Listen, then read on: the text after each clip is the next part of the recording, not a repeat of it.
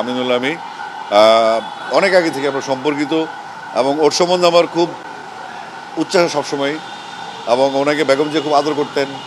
আমরা একসাথে বেগম যে কাছে যেতাম। তো আমরা বেসিক্যালি যাওয়ার উদ্দেশ্য হচ্ছে উনি আমাকে ফিল করছিলেন, আমি আমাকে ফিল করছিলাম পুরনো সম্পর্কের এসে। তো সেটা একটা অন কাইন্ড অফ টেলিপ্যাথি, দুজনকে মিস করা, ওটা ফিল আপ করার জন্য গেছিলাম এবং ওনার বাসায় গিয়েছিলাম। আমরা মিনিট 10-15 ছিলাম।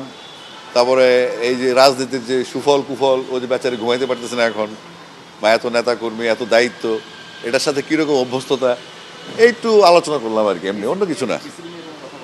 না, আমরা আসলে বেসিক্যালি ব্যক্তি আমিনুল ব্যক্তি আসিফের সম্পর্কটা নিয়ে আমরা মিট করেছি। এখানে বিসিবির কোনো ইস্যু নাই। তো আলাপ যহানেই তা না, আমরা আলাপ করেছি যে বিসিবি নিয়ে। আমি তাকে বলেছি আসেন একদিন বসি আমরা। হ্যাঁ ঠিক আছে, আমরা বসবো। এই কারণ বসতে হবেই, এটা অফিসিয়াল তো মিটিং না, অফিসিয়াল কোনো সাক্ষাৎও না, এটা জাস্ট একটা বললাম না টেলিপ্যাথিক যোগাযোগ। আমরা দুজন অনেক আগে থেকে সম্পর্কিত।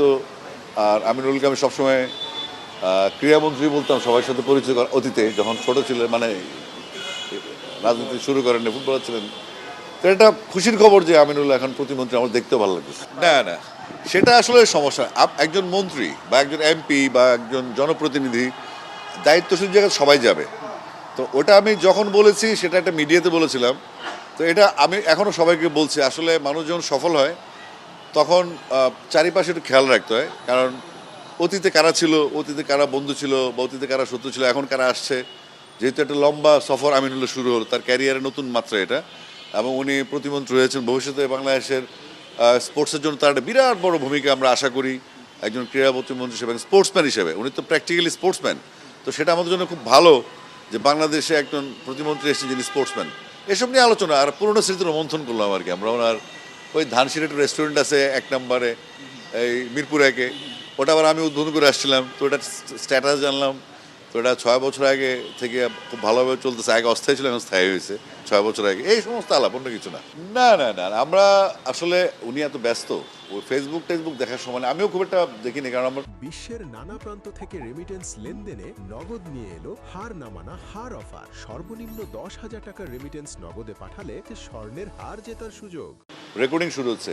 ইনফ্যাক্ট আমি আজকে আসছি আমার ডেভেলপমেন্টের কাজে। তো আমরা ওখানেই থাকি। আমিনুল সাহেব, ওনার জন্য শুভকামনা। আর আমি এখানে আসছি আমার ডেভেলপমেন্টের কাজে, কারণ আমাদের অনেকগুলো টুর্নামেন্ট আবার সামনে কিছু শেষ হয়েছে, কিছু চলছে। আবার আমরা কক্সবাজার 18 ফাইনাল শুরু হয়েছে। ফিল সিমন্স যাবেন কালকে টুর্নামেন্টে, আমিও যাবো 4 তারিখে কক্সবাজারে। তো আমরা আসলে তারপর ছিন্নমূল সুবিধাবঞ্চিত শিশুদের জন্য টুর্নামেন্ট হচ্ছে। তারপর বিশ্ববিদ্যালয় টুর্নামেন্ট শুরু করছি। তারপরে আমাদের মাদ্রাসা ক্রিকেট শুরু হচ্ছে, একাডেমিক কাপ ক্রিকেট শুরু হচ্ছে। তো এগুলোর জন্য আমাকে আসতে হবে। আমাদের ডিজিটাল ডিপার্টমেন্ট যেটা, এই যে আপনাদের প্রেসের যত জটিলতা হয়, আপনারা তথ্য পান না, কাকে খুঁজবেন, তো এই সমস্ত সমাধান করার জন্য আমাদের ডিজিটাল টিমকে সেট করতে হচ্ছে। তো এগুলো নিয়ে আবার তানভীর খান আসছে, আমাদের বাংলাদেশের একজন পরিচিত মিডিয়া কর্মী। বসলাম, আপনি ফোন দিলেন, আসলাম, এবং সবার সাথে যার সাথে দেখা হইলো, এবং রিয়াসাদ আজিমকেও দেখলাম। তো আসলে একটা ক্রিকেট একটা পরিবার, আমরা সবাই কিন্তু ক্রিকেটকে ভালোবাসি বলে এখানে আসছি। তাহলে আপনি সকালবেলা আসছেন, আমি একটু আগে আসলাম। তো আমরা ক্রিকেট একটা পরিবার, এই পরিবারে আমাদের তর্কাতর্কি হবে, ঝগড়া হবে, ভালোবাসা হবে, কিন্তু আমাদের লক্ষ্য উদ্দেশ্য একটাই, ক্রিকেট এবং বাংলাদেশের ক্রিকেট, তাই না? হ্যাঁ, আমরাও চাই যে না, এখন আমিনুল কিন্তু পাশাপাশি একটা কথা বলেছেন, ইয়ার ক্যালেন্ডার। তো ইয়ার ক্যালেন্ডারটা যদি হয়ে যায় তাহলে আমরা তো সব স্টেডিয়ামে ইউজ করতে পারবো। যেহেতু আমাদের সম্পদ সীমিত, আমাদের সর্বোচ্চ ব্যবহারটা নিশ্চিত করতে হবে। তো stadium dedicated to the football, তার মানে এই না যে অন্য খেলা হবে না। তো নিশ্চয়ই যেখানে দিয়েছে সেখানে বিকল্প স্টেডিয়ামও আছে, বিকল্প মাঠও আছে। আর আমাদের ইনফ্যাক্ট গ্যালারির চাইতে বেশি দরকার মাঠ।